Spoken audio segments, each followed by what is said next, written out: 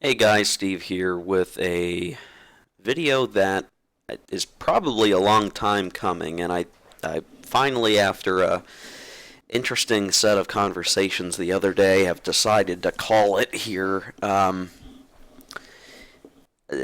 guess bottom line up front for those who would care, I've gotten comments and people have reached out privately or in messages asking when I will cover A World at War on the channel. I guess this just as a heads up, at this point, I'm never going to beyond this video.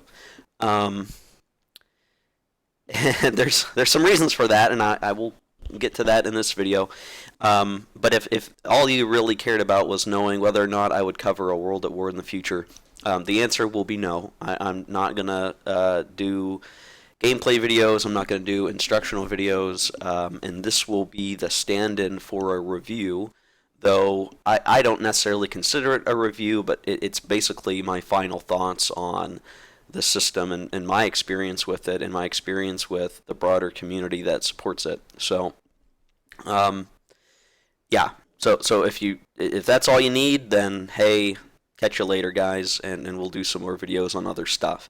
Um, if you want to stick around, I will put a disclaimer here that this video is gonna, I don't know, be very rough to A World at War in some ways, and just some recent goings on, and I want to make sure I can articulate all of that. But you need to understand that all this stuff is based on my opinion.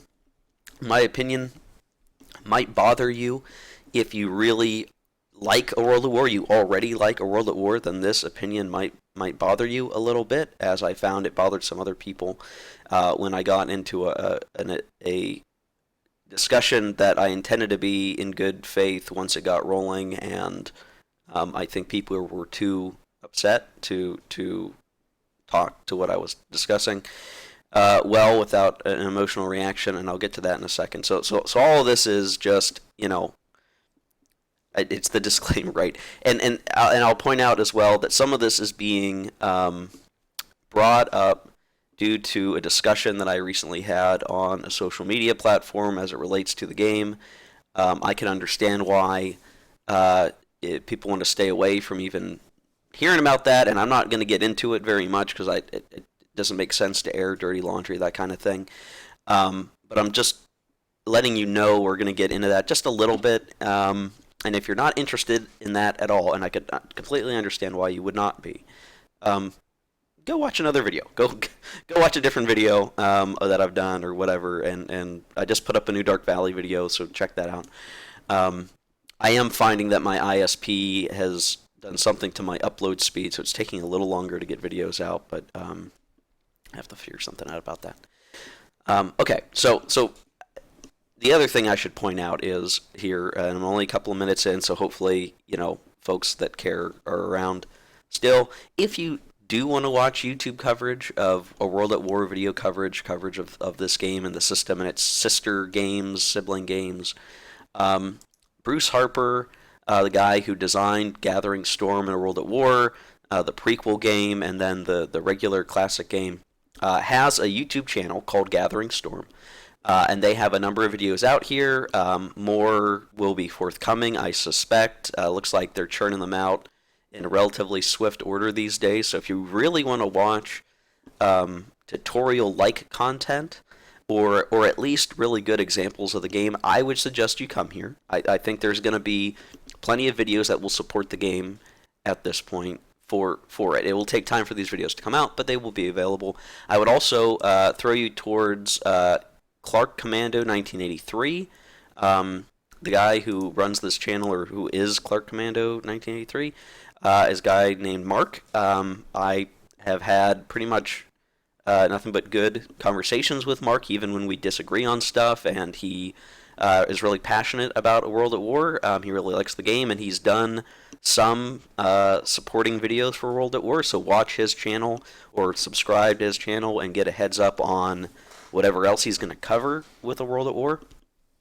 Those are the ones that I know about, and there may be others. So if you're really, again, looking for World at War content on YouTube, It will not be here. It will be elsewhere.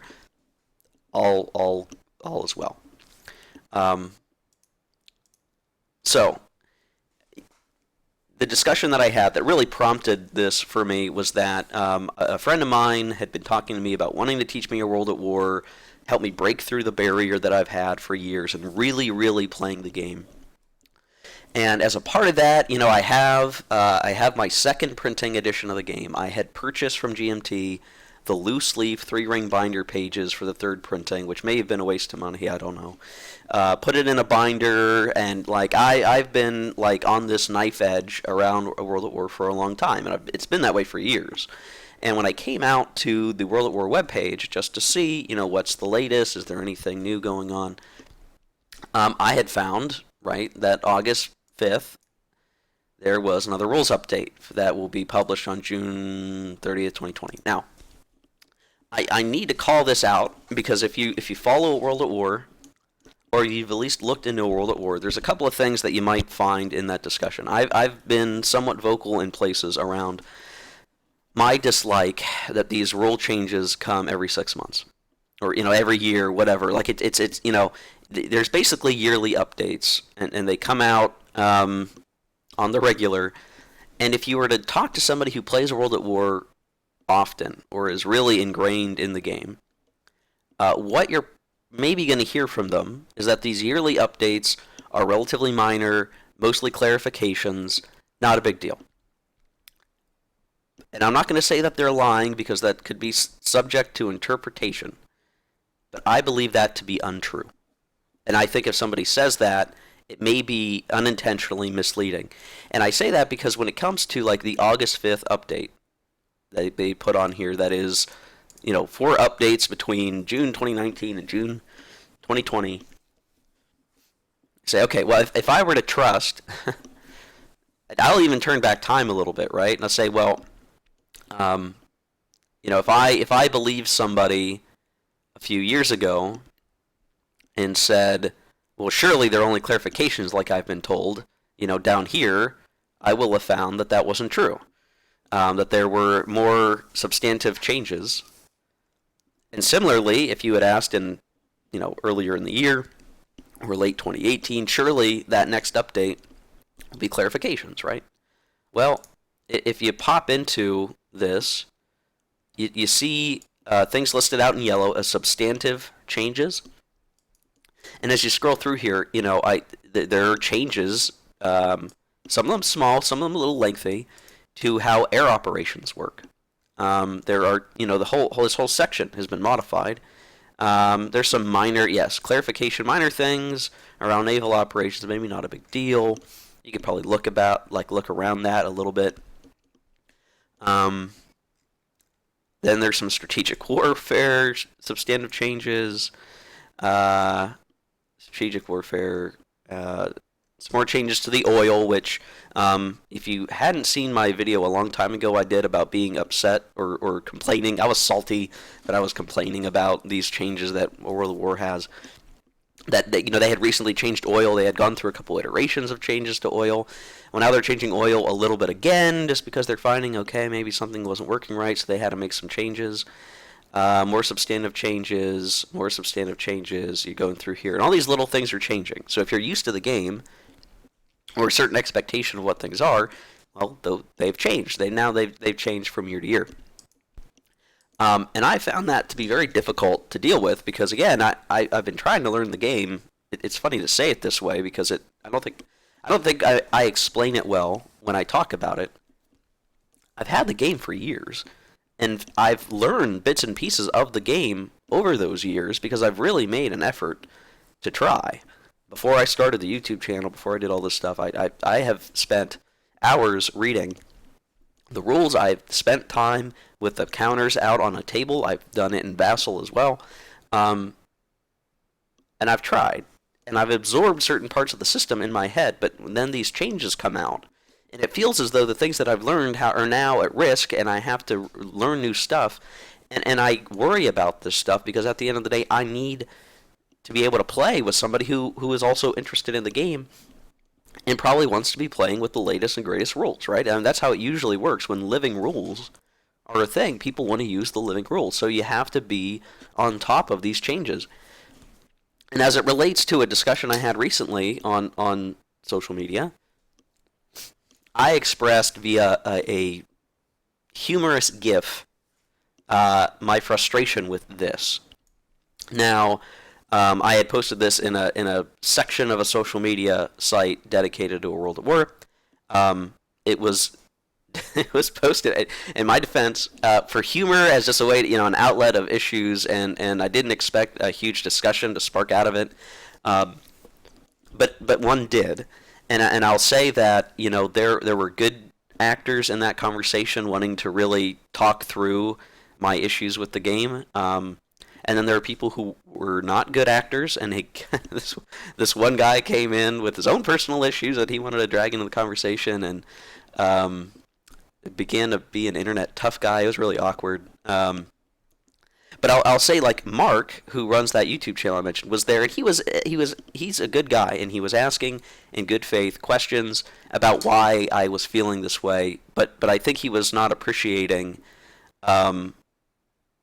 my history with the game a little bit, because just, there's a question about, like, yeah, this is bad, but compared to what? Other games have this problem. And again, this is one of those subjective things. If you interpret these things, you might play some games and interpret it thus that World at War isn't that different. But when he asked me compared to what, I mean, that was like the wrong question to ask, in my opinion, because I think compared to a lot of other games that include big monster World War II games, you don't have this. This does not happen. Somebody tried to use World in Flames as a similar thing. No, World in Flames is different. It has gone through major versions over its decades of existence, but those versions are clearly defined, and then you're dealing in errata, and every war game's got errata, right? We all dislike that, but it's a thing, you deal with it.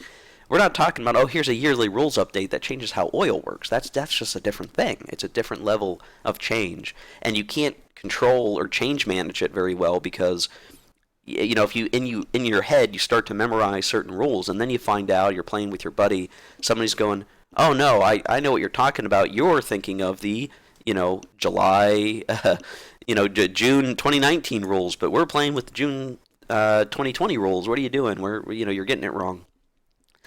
I would want to avoid all that kind of stuff even having to happen, right? And my contention has been that it makes it feel like a World at War isn't done being designed. And that's true. It's not done being designed because these changes are occurring. That means the game is changing. It's not done. It's not finished. You could look at it and say, well, there's second edition A World at War, and maybe there's like third edition A World at War, and they are different, and you can explain why, and there are major version updates like a 3.0 to a 4.0, that kind of thing. But that's not what happens with A World at War, or even Gathering Storm, but that's a different topic entirely. So, as a part of that discussion, Bruce Harper, who is the designer, chimed in. He provided as much context around his defense of the game as possible, because once people were asking me how I felt about the game, I was inclined to tell them what I was currently feeling about the game, because I have been struggling with this for some time. Bruce, to his credit, had a very long explanation of why these recent rules on August 5th were being done, and I think maybe he had some copy and paste text that he's used to defend the game before, because when I brought up something later in the discussion, he was asking, who said that? I don't see anyone saying that, but it was him who said it. So it was just it ended up being a weird conversation, but I think what it was at the end of the day was, I started talking about criticisms of the game, and a lot of people reacted badly, and there was an accusation that I didn't have serious criticisms of the game, which isn't true. I think my criticisms are valid, and I'm going to jump into some detail on this a little bit in this video, but I think there's just this underappreciation of how this game can look to people, and my intent has always been to try to say, hey, is there any way to make this situation better? And I wasn't able to express that in that particular conversation, but that's a whole other thing. and I think what ended up happening is that some people were just getting upset. And when people get upset, it gets a lot harder to have a discussion, right? So all that in mind, I don't have any ill will towards anybody. And when people talk about criticisms of a game you've designed, I can understand there could be mixed feelings about that and being able to discuss it. So what I wanted to focus on was this comment that, I hadn't played the game, so my criticisms aren't valid. And I kind of had been done with the conversation, but it made me think about, well, have I played the game? Have I really played the game? And if somebody were to ask me that question, I would say no, because I haven't played a complete, 39 to 45 game of World War. I have not done that. But according to Board Game Geek and various posts, a full campaign like that is going to take like 50 hours or something like that, which is a little less than a World in Flames, but I can kind of understand like what would it take to do that, assuming I knew the rules. But I've probably spent over 50 hours with the game, like actively using my game copy, right? Not playing a full game, but I've played the game in bits and pieces. It's not the same, and so I won't say it's the same. But it's not like I'm not here looking at the game, evaluating the game. And if you watch my other videos, people have said, Steve, you have really detailed videos. It's because I really try to appreciate the system that's here and understanding the system and why is it designed this way and why is it set up this way. And when I look at a World at War, I find that this is a system of exceptions. It took the Third Reich core, and in a desire to be more, maybe more historically simulationist, I'm not sure, they've attached a lot of extra stuff, and sometimes it doesn't always play well together, so there's exceptions. And it becomes a huge book of exceptions that, you probably want to have memorized, right? So make sure you don't make a mistake, or at least you can reference that. But then you have these yearly updates that change what maybe some of those exceptions are. So it just becomes, to me, a big mess. And the thing about it is, like, oh, Steve doesn't know how to play World of War. Well, that's not really true. I understand a great number of the mechanics of the game. I understand how BRPs work. I understand how you use them. I know how oil is used. Ish, because I've now had to relearn the oil rules. I know how combats are conducted. I understand the difference between if you're going to be triggering attritional combat or if you're going to be doing large-scale offensives. I understand mostly the counter-air process and how to deal with Army air and how it divides into naval air squadrons or the equivalent when they fight each other and you have to divide by 3 and do the whole thing. I understand a lot about this game, and I haven't been able to play a full game of it because every time I attempt to, I've just been met with the chore of and the absurdity of having to integrate more rule changes every time because and unfortunately for me, it's been because I come at this like, okay, couldn't quite do it. I'll shelve it. I play other games. I do other stuff. I'm a busy guy. 6 months later, I'm looking to play again. All right, maybe I'll be able to do it this time. And I do more reading and I mess around with the counter some more. And then there's another rules update, and it's like, okay, what else do I have to worry about here? And it just never seems like it's worth it. And by comparison, there are other games that are monster World War II games that don't necessarily have this problem. Now, I will say, the World War has a great website here with the rules available. It's an unsecure website, so be careful and have your antivirus turned on. But, if I look at it, it's like, okay, all the rules are here. That's cool. If I... Here's an example, right? Okay, maybe India was what I wanted to click. Here we go. So... you have in the game, this is like an example of some of the exceptions I'm talking about. Like, it's nice in the rules that there's this section about India, and anything that you would care about India is located here. It's nice. It makes the rule book much bigger, but it's nice, right? It's like here's the part of India that's on the Pacific map, and it ends here.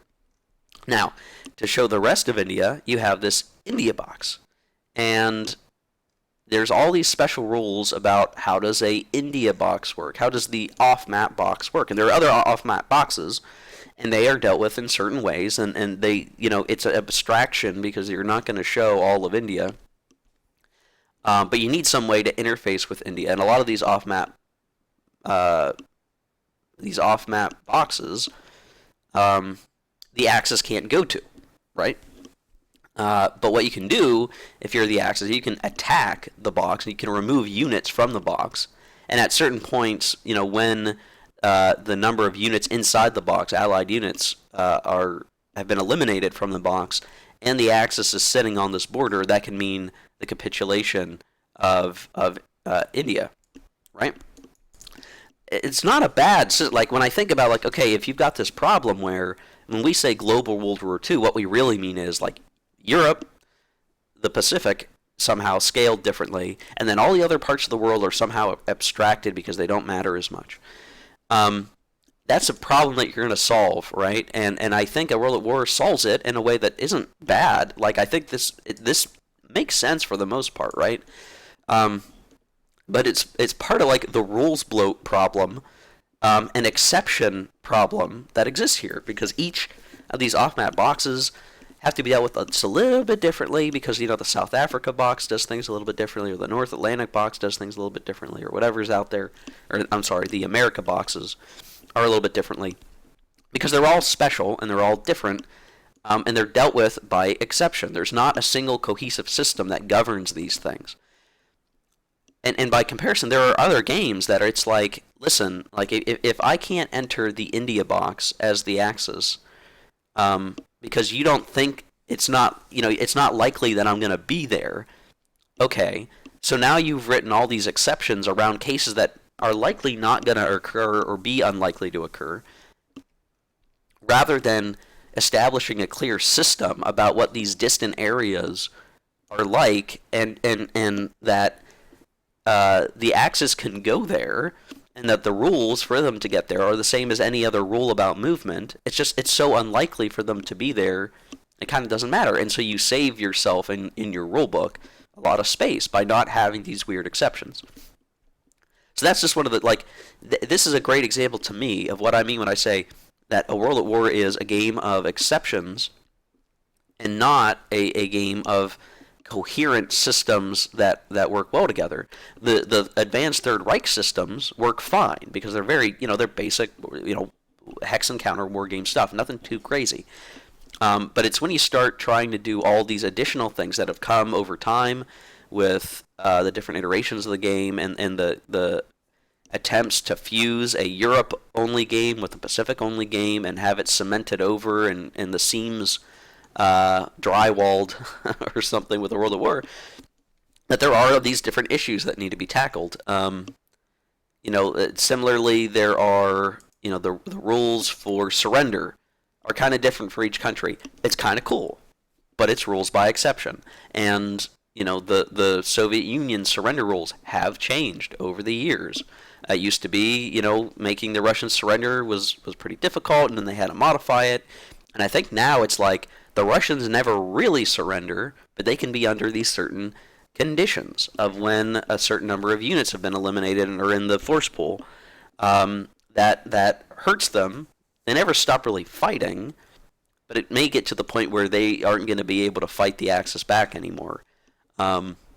Which is, from a simulation standpoint, you say, okay, that might make sense.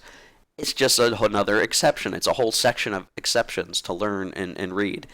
And again, that all of these things are subject to change any given year. To me, it just makes it, what's going on? And part of what concerns me on a broad level is the game is published by GMT, right? Here's the game page for it. And the thing about it is, the price is fair for what you get. I'll say that much, right? Because I've played other big games and they're just as expensive. GMT's like, I want to say, probably the premier war game company right now. I really like GMT. I really like a few other publishers as well. Compass does a good job. But GMT is really out there, right? It's like it's in front of people. They make a lot of popular games. And inevitably, somebody who's looking to play a Monster World War II game is going to see this very likely first, right? And it may, whether or not they've been playing war games their whole lives, if they're going to say, okay, I'm ready to do this Monster World War II thing, this is going to come up. I mean, this is going to be very potentially the first one they're going to look at. Now, they may do a lot of research, they may not. That's going to come down to person. But it's going to be very possible that they get a World at War. There is a session report on Board Game Geek. If you're doing research and you go to Board Game Geek on a game, if you were to go to World at War, you would find this legendary session report that was written some years ago. That's like the size of a novella. It's got all these constraints around it of the struggles they had to learn and play the game, and it was such an epic experience. I think a lot of that hype ends up mystifying the Monster World War II experience. And I think that as a negative.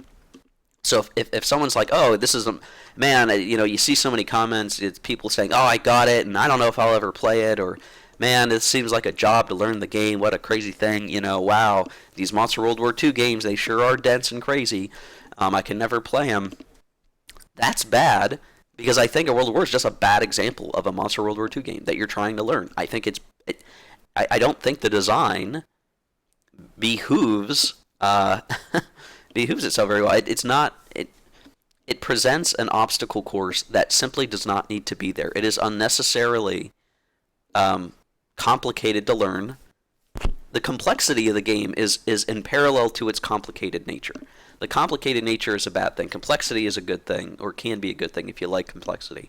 But complicatedness, or how complicated a game is typically a bad thing. A World at War makes it more complicated than it needs to be, and can turn people away from playing Monster World War II games, because there are other games that are somewhat popular in the genre that may not be seen or looked at by somebody first, or be on their radar. And this is like Totaler Krieg. I know a lot of people who like Totaler Krieg. I've not played it, so I can't speak to it too much, but it's a system. People like it. There's Totaler Krieg. There's World in Flames. There's The War by, I think Compass publishes that one. I've not played that, but I've got a buddy who has. There are other games, and they do very similar stuff to what a World at War does. And to my research, or at least the games that I played, right? I've played World at War or World in Flames. I think these games do a better job, and I'd even argue that in the case of World in Flames is potentially more complex than a World at War, but it is less complicated. Right? It's potentially more complex because there's more stuff going on, more counters. Potentially more systems. Maybe a similar number of systems, but it's organized in such a fashion that it's not that complicated. It's got some complicated nature to it, but it's not that bad. And the rule book is like whatever, under 100 pages, and you can learn the game. And you can learn the game by following the book from beginning to end. You can't do that with World at War. It's not even designed to be learned that way. And so for me, after that difficult conversation with Bruce and with others who, I get it. If I can understand when things can get, uncomfortable conversation about a game. I think for me, this just pushes it to the point where I'm just never going to want to play this game anymore. My time of trying has passed. My efforts to set up the different scenarios and to try to integrate the rules into my brain, I just don't think I want to. I just don't think it's worth it anymore. And so if it's not worth it to me, I'm not going to do YouTube videos on it. There's a system here that can be enjoyable by folks. This is all subjective, right? If you're watching this video and you love a world at war, I mean, yeah, it's a difference of opinion. I don't know what to tell you, right? You're not evil or bad for having an opinion different from me. I suspect my recent conversation that's not true in the reverse for some folks out there, but whatever. Um, Bruce has worked on this game, and he's going to keep working on this game. This is the last game he's designed. It may be the last game he designs, besides Storm Over Asia, which is the prequel game for the Asian theater. And the publishing of that game is going to require changes to A World at War and potentially Gathering Storm, and there's going to be a whole lot of changes to that. Rules changes even to the classic World at War game are going to occur, and to me, now I'm at the point it's not worth worrying about. I can play an experience that a World at War is offering here. The taglines in here about, where is it? There's something, it's a grand strategy game based on this, and it simulates the military, economic, political, diplomatic, research, and production aspects of the Second World War, and lets them do all this crazy stuff. I can get that experience in other games that are easier to teach, easier to play. Why do I even have this anymore? And I'm going to be selling my copy. I've decided. I'm just going to sell it. My game shelves are getting pretty full these days. I got to sell off games that I maybe don't care as much for, just to make room for stuff I do care about. And I think A World at War my copy is going to get sold, or I'm going to try to sell it to someone who will appreciate it more than I can. And when it comes to recommendations, right? So you're getting it. We're now at the half-hour mark. Probably getting tired of hearing my voice complain about this. Again, I'm trying to speak to it because I think a lot of people were hoping I would get to this, and I at least owe it to those people to kind of explain why that's never going to happen, and to reflect on what's going on here, right? Like, I don't think you need to have played a game end to end to notice systemic problems in a game. I think by appreciating and fiddling with a game, you can find things that make it not a game for you. And even if Bruce and whoever he plays with that help drive these changes think they are good changes for the game, from a meta perspective, I think it's bad for the game, and I think it may be bad for people who are interested in Monster World War II games. I mean, that's my takeaway from it. And in terms of recommendations, right? This is like the end state, the output of my time with the game. It's not a review, and I'm not going to call it one. I'm not going to post it as one. But this is how I see the game right now. In terms of recommendation, I would not recommend A World at War. I would not recommend it. If you're interested in A World at War and you really want to try it out, I mean, hey, by all means, try it out like I did. You may have a better experience. But from my personal opinion, from Steve here, I do not recommend A World at War. If you have a copy and you've never opened it, I suggest you sell it.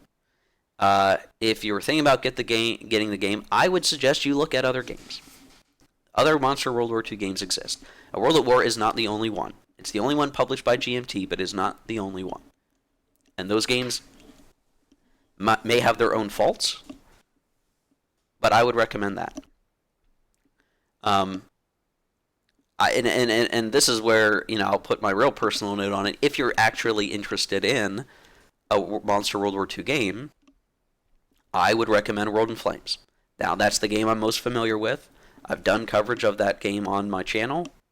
I've tried to do some instructional videos. It's been a while since I've done them because I've been doing other stuff. But that would be what I would recommend, is World in Flames. And World in Flames comes today in a couple different configurations if you wanted to buy it. There's just the classic game, which is the base game. There's the deluxe game, which is the base game plus all the expansions included in the box. But what you can do, if you're really unsure about what you want to do, I would say get the classic game of World in Flames, try it out, because the number of counters and the complexity is about on par with the World at War by itself.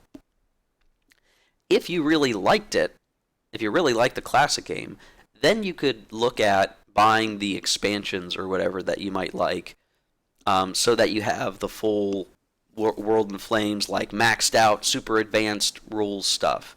But you don't need to. And I believe that the classic game is about on par with the World at War. It's roughly an equivalent. And then if you want to get more complicated, if you want to get, or, more complex, I should say, right? More complex stuff with more units, with more counters, with more, everything else, then you get the expansions, right? That's my recommendation if you want a global monster World War II game. I don't think a World at War is worth the trouble. I think its dedicated fan base will keep it going, but it is a chore more than it needs to be. It'd be like if I was crossing my living room to pick up the TV controller. I can either do it by walking across the room, or I can do it by playing the game The Floor is Lava and hop from my couch to my ottoman to my coffee table to the TV stand or whatever. I don't have to do that, but I could. And to me, that's kind of what a World at War feels like. There are things that the struggles that people have simply don't need to be that way. And I think it's a shame that it gets to that point for folks, and there's better stuff out there that, I think that's what it comes down to. And again, if you really like a World at War, and my opinion really bothers you, or I may have offended Bruce the other day by criticizing his game, and he might believe that criticism's not real, or that criticism isn't serious. If somehow he sees this video or others see this video, it was serious. And at the end of the day, despite my best efforts to really try for multiple years to get through learning this game and playing it in full, not just the fiddling and learning that I've done over the years, the wall was too high. And it's not just in terms of, is the game so complex I couldn't learn it. That's not the problem. It's that it's a wall of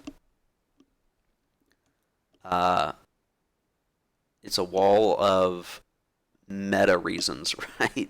The rules are going to change no matter what. They will keep changing for now and forever. They will keep changing. Substantive rule changes will keep coming. They will not stop.